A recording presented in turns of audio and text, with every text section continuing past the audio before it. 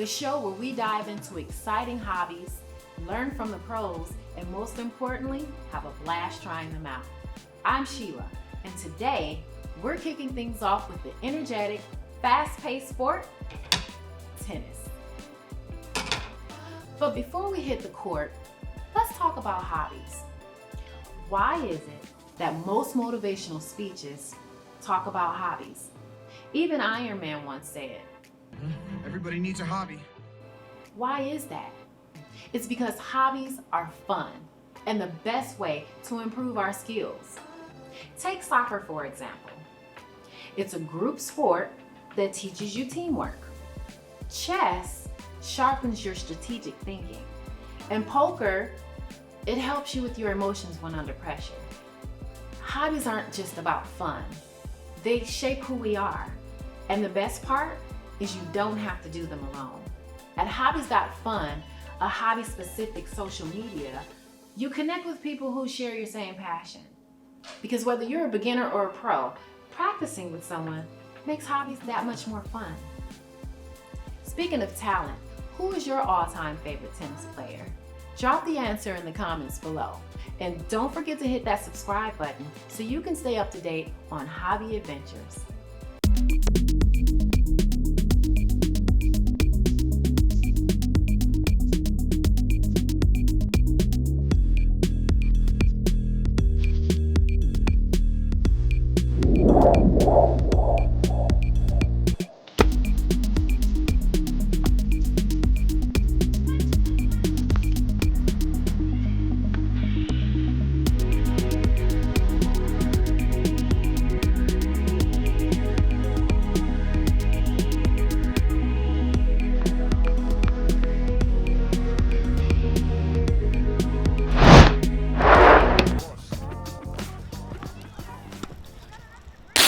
Now, I don't know everything about tennis, so I invited a pro to teach me the ropes.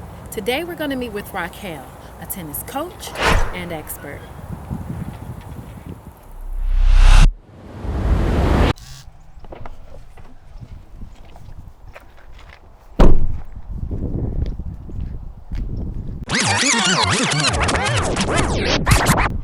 Hi, Raquel. Hey, It's nice to meet you. excited to be here. Teach you more about tennis. Yeah, I'm excited. You ready to go? Yeah, let's go. All right, let's do it.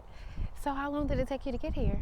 About 30 minutes. Okay. Not too bad. All right. So you've been doing a lot of tennis lately? Yeah, try to keep playing. Yeah. Good. When did you start? I started at age 5. Oh, really? Mm-hmm. Wow. So you have a lot of experience then, huh? Just a bit. Good. I'm a little shabby, but I'm glad you're here so you can teach me some things. Yeah, in no time you'll be back out there ready to play competitive. Cool. I'm excited. How long has it been since you played? Probably about 6 months ago. Okay, that's not bad. Yeah. Not bad. And usually when I play, I have to have like a brace on my leg Mhm. because my knees, it kind of. It's okay, I'm getting there too. Yeah. Yeah, I drive trucks, so there's this thing called the clutch knee Mm-hmm. and clutch leg, and so sometimes your joints and stuff, they kind of hurt and bother you a little bit after doing so much pushing on the clutch and stuff. So that part right there kind of makes it difficult sometimes when I play sports and I'm really active, but I enjoy it, so I figure out ways to get through that. Yeah, for sure.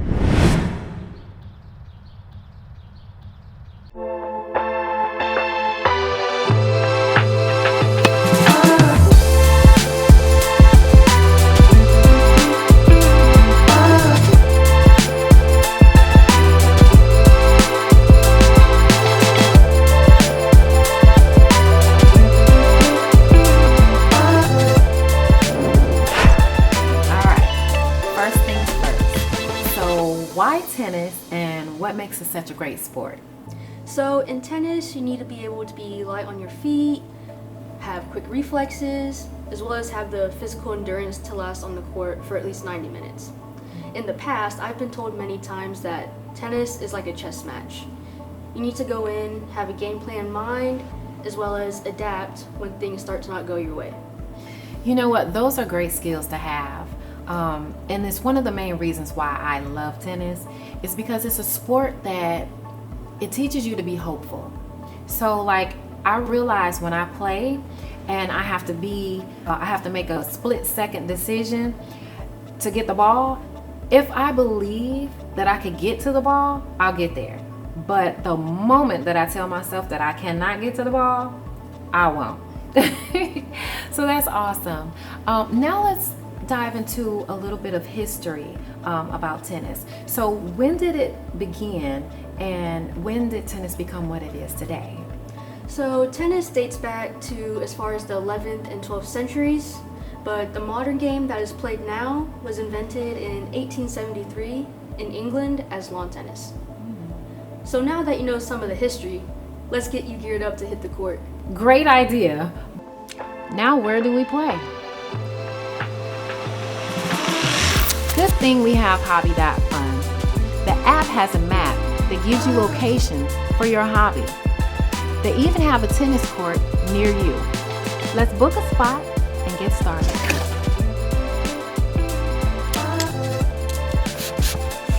So this location, it reminds me of ping pong, badminton, and pickleball. Are they similar or is there a major difference? So they're similar in the sense that they either use a racket or a paddle, but they differ on the court surface, whether it's indoors or outdoors, the equipment used, as well as the rules of the game. All right, that's cool. You know what I also noticed? A lot of courts have different colors. Is there a reason for that? So there are hard courts, which are either concrete or asphalt, and then there are clay courts or even grass courts. So for hard courts, it's much more of a fast-paced game. The ball tends to jump higher on you. On the other hand, with grass courts and clay courts, it's a little bit slower pace, and the ball doesn't jump as high. Well, I think this looks like a good court. What do you think? Looks good to me. Let's go.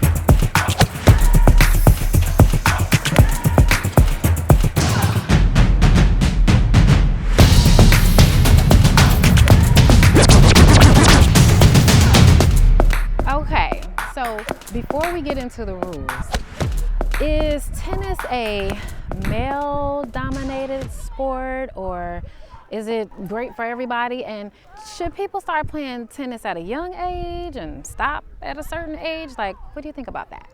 I mean, growing up, I've seen all genders, different ages growing up. So it's literally for anyone. I'd say if you want to be competitive when you get older, probably the younger you start, the better. Sounds good. Now, let's get to the rules. What should I know before I start playing tennis? All right, let's go over the rules first. The scoring.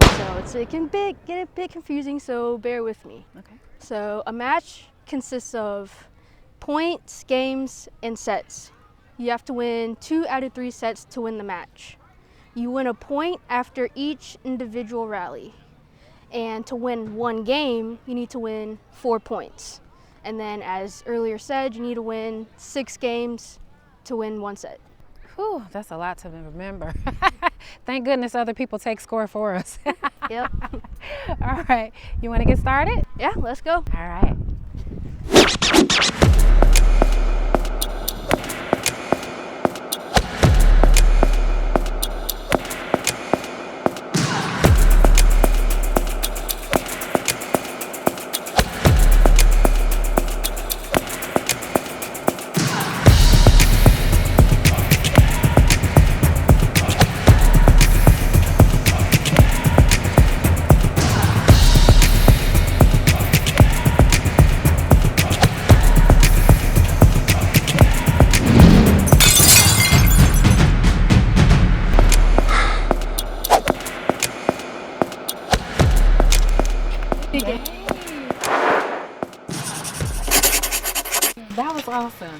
So tell me, what are some of like the biggest tennis events around the world?